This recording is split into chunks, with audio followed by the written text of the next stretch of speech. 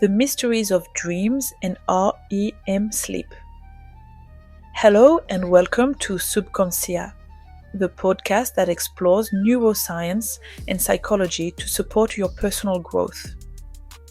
I'm Dunya, and today we're going to dive into the fascinating universe of your nights. I want you to think about your last dream. Maybe you were flying over your city. Maybe you were talking to someone who's no longer here. Maybe you were simultaneously at home and at work without finding it strange. Do you think these nocturnal experiences are trivial? That your dreams are just neurological noise? That this mental activity that occupies nearly a third of your existence doesn't really matter? I'm going to prove you're completely wrong. Some time ago, Dr. Matt Walker, a British author and neuroscientist specializing in sleep, was a guest on Andrew Huberman's podcast. And what he revealed about REM sleep will transform your understanding of dreaming. Your dreams are not accidents. They are an essential feature of your brain, a therapy that your mind administers to itself every night to regulate your emotions, boost your creativity, and consolidate your learning. Here's what I'm going to reveal to you today. REM sleep is much more than just a rest phase. It's a unique neurological state that allows you to process your emotional experiences, solve creative problems, and maintain your psychological balance. And science is only just beginning to understand why. Before we start, think about the last time you woke up with the solution to a problem that had been blocking you. Keep that in mind, because by the end of this episode, you'll understand exactly what your brain was doing when dreaming resembles an altered state. Let's begin with a fascinating observation from Dr. Matt Walker. He noticed that when we dream, we experience something quite extraordinary. A mental state that shares characteristics with altered states of consciousness. He identified 5 phenomena that we all experience while dreaming. First phenomenon, we see images that don't exist in our real environment. We hallucinate in the medical sense of the term. Our visual cortex generates perceptions without any external stimulus. Second phenomenon, we accept impossible events as perfectly normal. You can transform into a bird in your dream and you don't question it. This is what's called delusion, the temporary inability to distinguish the real from the unreal. Third phenomenon, we lose our bearings in space and time. You no longer know where you are, what time it is, sometimes even who you are exactly. Fourth phenomenon, our emotions change very intensely and rapidly. This is what psychiatrists call affective lability. You go from joy to terror in seconds. Fifth phenomenon, upon waking, we forget almost everything. It's a form of spontaneous amnesia. Dr. Walker humorously points out that if you exhibited even just one of these symptoms during the day, you'd probably seek medical help. But at night, it's perfectly normal and even necessary. Why? Because for your brain to accomplish its nocturnal therapeutic work, it must temporarily suspend your logic and critical thinking. What exactly is REM sleep? So, what's really happening in your brain while you're dreaming? Dreaming corresponds to any mental activity you can report during sleep, but it's during the REM phase, which stands for rapid eye movement, that the magic really happens. This phase is subdivided into 2 states: phasic REM sleep, where your eyes actively move under your eyelids, and tonic REM sleep, where they remain still. Here's something remarkable. When your eyes are moving during REM sleep, the probability that you're dreaming and will remember it reaches 95 to 100%. Your eye movements aren't random, they simply follow what's happening in your dream. During this phase, your prefrontal cortex displays activity similar to the waking state, but you're not conscious. This is the paradox of paradoxical sleep, an awake brain in a sleeping body. Why do humans dream so much? Now, here's a fascinating discovery from researcher Charles Nunn. Non-human primates devote about 9% of their total sleep to the REM phase. Humans? 20%, more than double. This difference is explained by a survival factor. During REM sleep, your body completely relaxes. Your muscles are paralyzed except for your eyes and diaphragm. For a bird perched on a branch, this total relaxation would mean falling. For a primate sleeping in a tree, it's the risk of falling. Natural selection has therefore limited their REM sleep time, but humans developed safe shelters.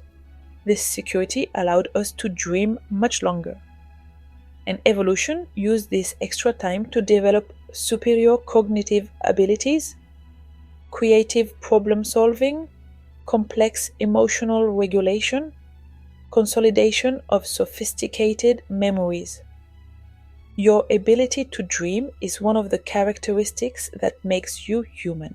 The neurological mechanisms of dreaming. Let's now break down what happens at the neurological level. During the REM phase, a particularly intriguing phenomenon occurs. PGO waves, standing for ponto-geniculo-occipital. These are very brief electrical discharges that travel through three main areas of your brain. First area, the pons, a structure in the brainstem that initiates the signal. Second area, the lateral geniculate nucleus, part of the thalamus involved in visual processing. Third area, the occipital cortex, the region that processes visual information. These waves follow a precise path from the pons to the thalamus, then to the occipital cortex. This creates the perfect neurological conditions for your brain to generate images without any external visual stimulus. Your brain is telling itself stories, and these stories have a function. The therapeutic functions of dreaming. Let's now move on to the functions of REM sleep, and this is where it gets really exciting. The REM phase fulfills two essential functions for your psychological balance.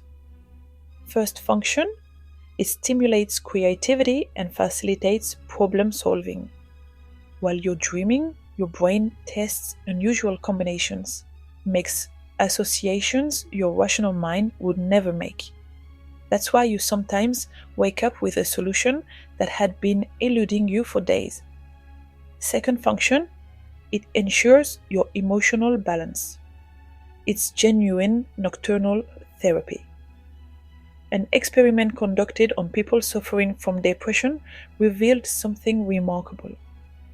Individuals who had dreamed about the causes of their depression during the REM phase showed better chances of recovery than those who hadn't dreamed about it. Your brain takes your difficult emotional experiences and reprocesses them during sleep to reduce their emotional charge. It's a form of nocturnal exposure therapy. Dreams related to your daily life generally reveal your concerns, your emotional burdens, and the people with whom you've formed deep emotional bonds. They're not mystical messages, they're traces of the reorganization work your brain is performing. Food and the interpretation of dreams. It's impossible to talk about dreams without mentioning Freud and his interpretation of dreams. Although widely criticized and considered unscientific, this work remains the historical reference in the field. According to Freud, dreams shouldn't be interpreted in the traditional sense, but deconstructed to extract meaning. Modern neuroscience has invalidated many of his theories, but it has confirmed one central idea. Your dreams have meaning. not necessarily the symbolic meaning Freud attributed to them, but a functional, therapeutic meaning. And here's the truth: the only person truly capable of understanding your dreams is yourself. No one else possesses the complete context of your life, your concerns, your emotional memories, nightmares, and lucid dreams. Let's now talk about the extremes: pathological nightmares and lucid dreams. Nightmares become pathological when they occur at least once a week. One of the most effective therapeutic approaches involves working with a professional to rewrite the script of your recurring nightmare and transform it into something less terrifying, even beneficial. You mentally rehearse this new version before sleeping. Gradually, your brain begins to integrate this new narrative into your actual dreams. At the other extreme are lucid dreams, that fascinating ability to become aware that you're dreaming and to partially take control of it. For scientists, objective proof of lucid dreaming relies on eye movements. Remember, although your body is paralyzed during third REM sleep, your eyes remain active. They can therefore serve as Morse code between you and an external observer. But be careful. Some people who frequently practice lucid dreaming wake up without feeling rested. This activity requires as much cognitive energy as the waking state. If you want to occasionally experiment with lucid dreaming, a simple technique is to repeat to yourself before sleeping: I'm going to remember that I'm dreaming, or I'm going to control my dreams. This repetition exploits a fundamental neurological mechanism. Your brain is particularly receptive to information received just before falling asleep. When dreams are forgotten, many people worry about not remembering their dreams, but it's completely normal. When you dream, your brain does encode these experiences in your memory. But that doesn't guarantee these memories will be accessible upon waking. Sometimes the dream is indeed stored in your long-term memory, simply out of reach of your waking consciousness.